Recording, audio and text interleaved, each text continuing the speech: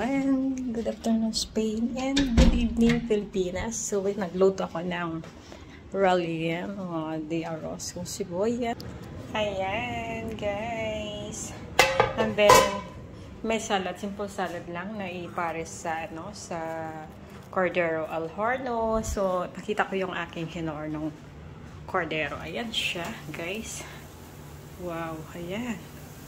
Yan yung Cordero. Sulit chal. Ayan.